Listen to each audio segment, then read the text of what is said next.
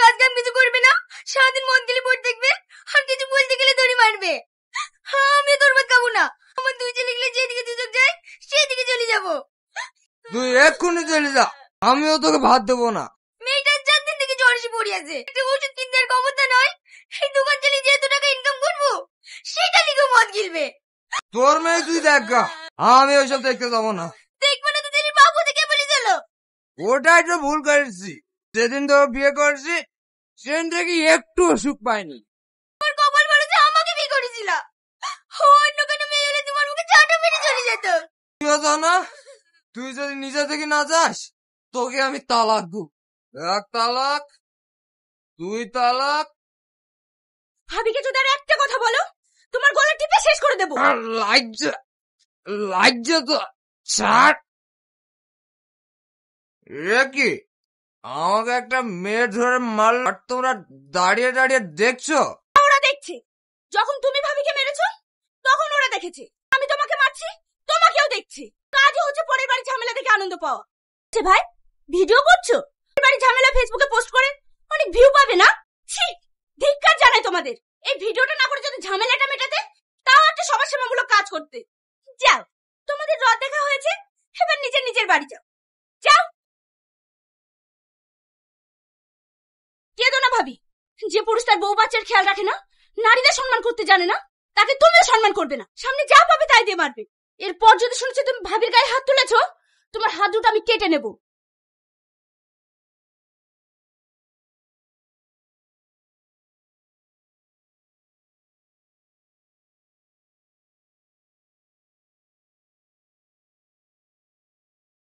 Hello hello madam, madam, hello madam.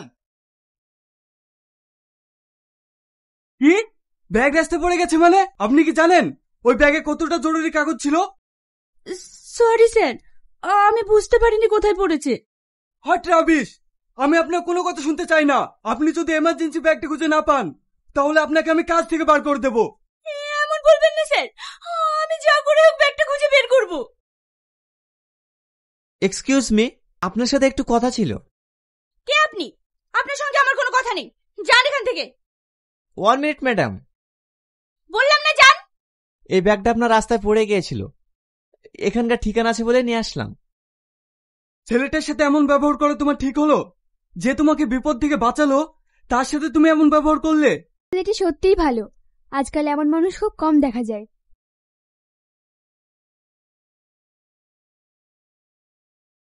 Hello hello mister. কিছু বলবেন? Sorry, আমার আপনার সঙ্গে এরকম ব্যবহার করা উচিত হয়নি। একটা হারিয়ে যাওয়ার জন্য বসের মুখে অনেক বকা খেয়েছি, মাথা ঠিক ছিল না, তাই আপনাকে অনেক কিছু বলে ফেলেছি। কিছু মনে করবেন না প্লিজ। আমি বুঝতে পেরেছি, আমি কিছু মনে করিনি। আপনি আমার অনেক বড় উপকার করলেন। এই ব্যাগটা যদি না পাওয়া যেত তাহলে আমার চাকরিটাই থাকতো না। আপনাকে যে কি বলে ধন্যবাদ জানাবো। আরে আপনি এমন বলছেন কেন? একজন মানুষ তো আরেকজন মানুষের বিপদে পাশে দাঁড়াবে, এটাই তো মানুষের ধর্ম। আজকাল আপনার মতো চিন্তা ভাবনা কজন মানুষের আছে বলুন? যদি থাকতো তাহলে আমাদের সমাজটাই পরিবর্তন হয়ে যেত। আপনার এই ঋণ আমি কোনোদিন শোধ করতে পারবো না। ঋণ শোধ করতে চান? তাহলে একটা ট্রিট দিয়ে দিন। আচ্ছা ঠিক আছে, কি খাবেন বলুন? এখন নয়, অন্য এক সময়। তাহলে আজ বিকেলে কোনো রেস্টুরেন্টে বসি। ওকে, তাই হবে। আমি প্রিয়া। টনি।